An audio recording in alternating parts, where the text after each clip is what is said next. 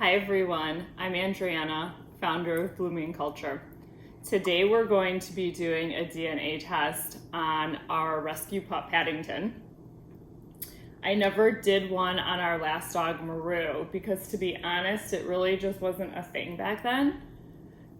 And then, I don't know, we kind of just didn't do it. We were okay with not knowing. But Paddington is newly adopted. It's been about 2 months, and we decided we wanted to do it. So here we are.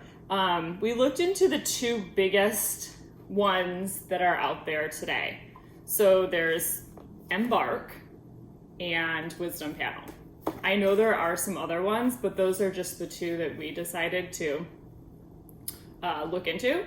Both have great reviews, and in talking to friends, I feel like everyone was kind of equally divided on which one they liked or found to be more accurate. So just to go over some key differences for people, Embark, which the one we have, tests for 175 genetic disease risks that are known canine health problems, and approximately 250 breeds for identification. Whereas the Wisdom Panel tests for approximately 150 genetic diseases and over 350 breeds for identification. So in the end, we ended up choosing Embark. And again, I have it right here. I haven't even opened it yet, so you can see how it comes. We ordered it right from the website. I feel like you really can't go wrong with either, but it's kind of what might be top on your personal list to find out about. And since Paddington's a rescue, and that's why we went with Embark, because for us, yes, we did want to know his breed, or some of it. We do believe that he's got a lot of poodle in him, or toy poodle. But because he's young, we decided that it was more important for testing his future health issues so we can start taking preventative measures if possible now. And Embark just has a little deeper insight into that. So again, either one, great. Other things to keep in mind, because people do say, I read a lot about this, is that they know, for instance, they have a purebred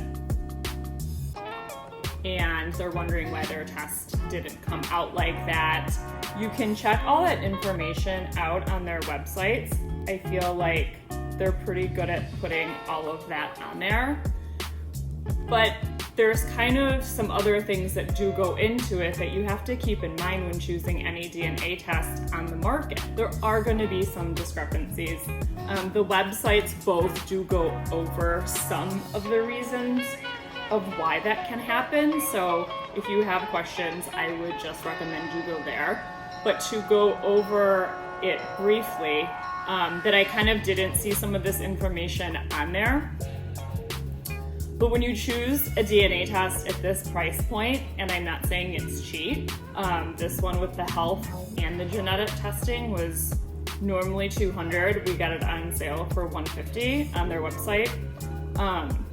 But there is so many more gene markers that can be tested, and more detailed tests that would make it more accurate, but that would be even way more expensive and just not probably something that most people would be looking to spend that much money on. So again, they're going by what's in their system of their genetic markers already. So that's kind of where some error can come, because if there's possibly like a marker that they just don't have in their system, then it's not going to show up. Another reason is if you think about people and brothers and sisters.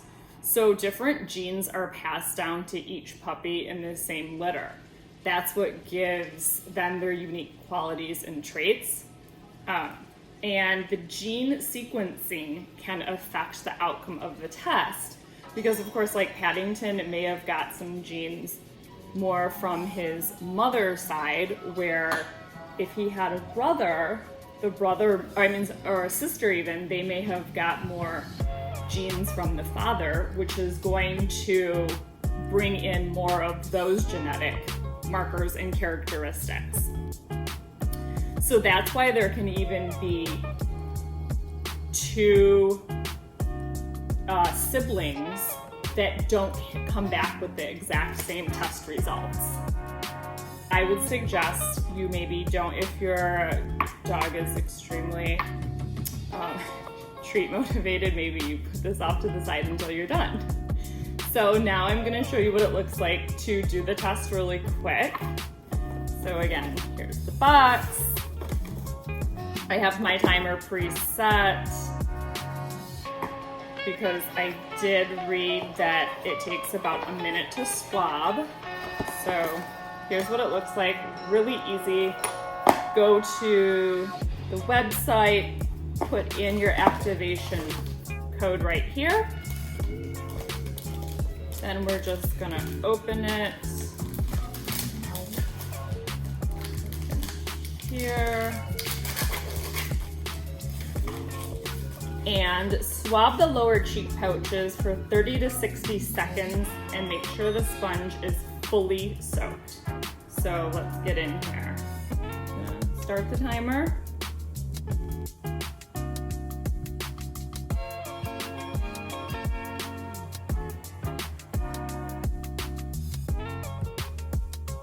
Okay everyone, so we did that off camera because I needed my husband to come help. I needed some assistance. Paddington's little mouth was actually weirdly hard to get into. And then you're supposed to shake this 10 times. I think it's all good. And then they give you a,